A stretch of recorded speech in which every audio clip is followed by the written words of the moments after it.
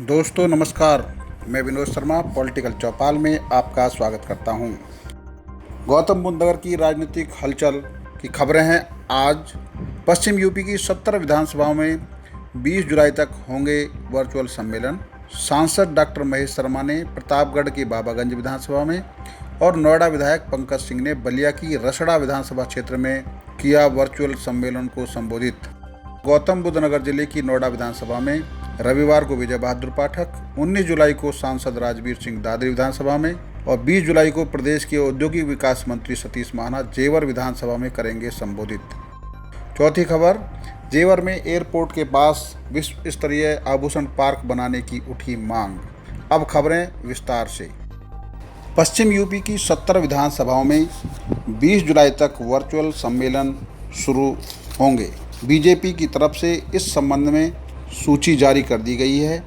आज 11 जुलाई को पहले दिन के कार्यक्रम संपन्न होने के बाद कुल मिलाकर बुलंदशहर में 7, मुजफ्फरनगर में 6, मुरादाबाद में 5, मेरठ में 7, रामपुर में 5, शामली में 3, संभल में 4, सहारनपुर में 7, हापुड़ में 3, अमरोहा में 4, गाजियाबाद में 5, गौतम बुद्ध नगर में 3, बागपत में 3, बिजनौर जिले में 8 विधानसभा क्षेत्रों में ये वर्चुअल सम्मेलन आयोजित किए जाएंगे।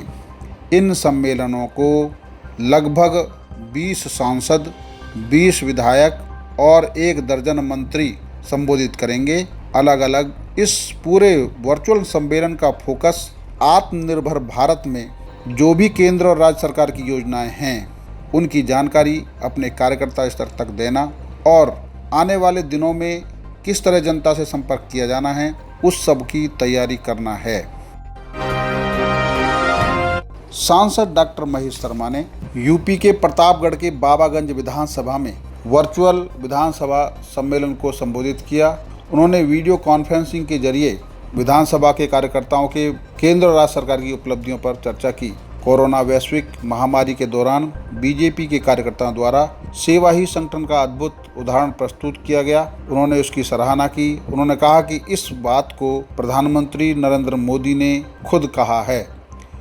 उन्होंने यह कहा कि हम सभी कार्यकर्ताओं को गर्व है कि हम ऐसे संगठन का हिस्सा हैं जिसके लिए देश सर्वोपरि है। उधर नोएडा विधानसभा के विधायक और बीजेपी के प्रदेश महामंत्री पंकज सिंह ने बलिया जिले की रसड़ा विधानसभा में पार्टी द्वारा आयोजित विधानसभा वर्चुअल सम्मेलन में जुड़े सभी कार्यकर्ताओं को संबोधित किया। उन्होंने कहा कि भारतीय जनता पार्टी ऐसी पार्टी है जिसने कोरोना काल में हर कार्यकर्ता ने महत्वपूर्ण जिम्मेदारी निभाई है।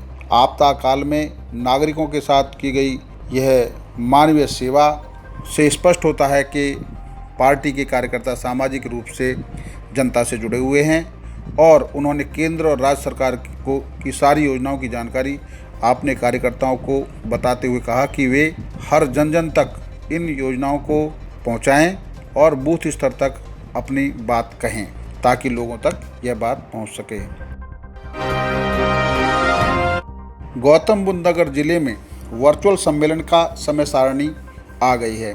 नोएडा विधानसभा में रविवार को विजय बहादुर पाठक वर्चुअल सम्मेलन को संबोधित करेंगे। वो नोएडा महानगर की इस मुद्दे पर आज शनिवार को चर्चा हुई जिसमें डॉक्टर महेश शर्मा, नोएडा महानगर के अध्यक्ष मनोज गुप्ता और पार्टी के अन्य कार्यकर्ता और पदाधिकारी मौजूद थे।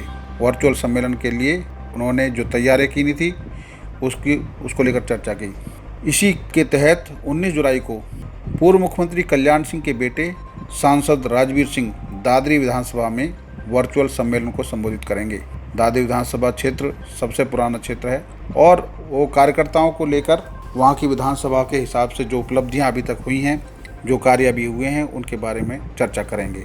इसी तरह 20 जुलाई को प्रदेश के औद्योगिक विकास मंत्री सतीश महाना जेवर विधानसभा में जेवर के विधायक धीरेन्द्र सिंह के साथ विधानसभा के सभी कार्यकर्ताओं को प्रदेश सरकार की, केंद्र सरकार की उपलब्धियों की जानकारी देंगे। जेवर में एयरपोर्ट के पास बने विश्व स्तरीय आभूषण पार्क को लेकर विशेष मांग की गई है। यह मांग DDRWA की तरफ से की गई है और उन्होंने ये कहा है कि विश्व स्तरीय आभूषण पार्क यहाँ बनेगा तो आभूषण के कारीगरों को काम मिलेगा, इसके लिए सरकार सस्ते घर भी उपलब्ध कराए। उन्होंने एक और मांग की, गौतम बुद्ध नगर जिले के उद्योगों के लिए कच्चे माल के बाजार भी एयरपोर्ट के पास बनाया जाए और इस बार यमुना प्राधिकरण में जो मार्केट बनाई जाए उसके आवास के हिसाब से प्लानिंग हो कि नीचे दुकान ऊपर मकान, ताकि लोगों को नए कंसेप्ट के साथ रहने की स्थिति हो। यमुना प्राधिकरण के सीईओ और नोएडा इंटरनेशनल एयरपोर्ट लिमिटेड के सीईओ डॉक्टर अरुणवीर सिंह के साथ चर्चा में DDRWA के अध्यक्ष NP सिंह और फोनरवा के संस्थापक अध्यक्ष सुशील अग्रवाल ने कई सुझाव दिए। संस्था की तरफ से कहा गया कि जिन किसानों की ज़मीन गई है उनके बच्चों को नौकरी में प्राथमिकता दी जाए और श्रमिकों के लिए किफ़ायती आवास की व्यवस्था भी वहाँ की जाए। इसके साथ साथ यमुना प्राधिकरण में मास्टर प्लान के तहत ऐसे प्रावधान किए जाएं ताकि पर्यावरण और हरियाली को बढ़ावा मिले और वर्षा के जल को संचित करने का प्लान पहले से किया जाए। उसके साथ साथ नोएडा, ग्रेट नोएडा में जैसे पीने के योग्य पानी और सीवेज ट्रीटमेंट प्लांट नहीं है, उस तरह की व्यवस्था यमुना प्राधिकरण में अभी से की जाए ताकि पीने योग्य पानी की समस्या पैदा ना हो। उन्होंने ट्रांसपोर्ट नगर की प्लानिंग अभी से करने की कहा है, क्योंकि नोएडा में ट्रांसपोर्ट प्लानिंग करते हुए दिक्कत हुई और इस वजह से समस्याएं पैदा हुई है। और कमेटी की तरफ से यमुना प्राधिकरण से मांग की गई है कि अब आवश्यकता के अनुसार छोटे आकार के भूखंडों को आवंटन किया जाए ताकि लोग अपने हिसाब से उसमें निवेश कर सकें। इस महत्वपूर्ण बैठक में फोनरवा के संस्थापक अध्यक्ष सुशील अग्रवाल, DDRWA के अध्यक्ष NP सिंह, महासचिव शेर सिंह भाटी, MSME के अध्यक्ष सुरेंद्र नाहटा, प्रगतिशील समुदाय फाउंडेशन के Vishnu Saini, sector 18 market association के अध्यक्ष और all India jewellers and gold Smith federation के अध्यक्ष SK जैन, संजीव कुमार, आलोक सिंह, फोनरवा के महासचिव Sanjeev Kumar, Rajeev, Mamta Tiwari, Jitendra Bhati, doctor Virendra Singh, Mahipal Singh, SP Chauhan, Pradeep Mishra, Ashok Yadav, Brajesh Chauhan, NS Chauhan आदि भी शामिल हुए। आज के लिए गौतम बुद्ध नगर की राजनीतिक हलचल की खबरें यहीं तक।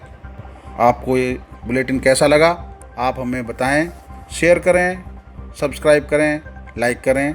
देखते रहिए पॉलिटिकल चौपाल। धन्यवाद।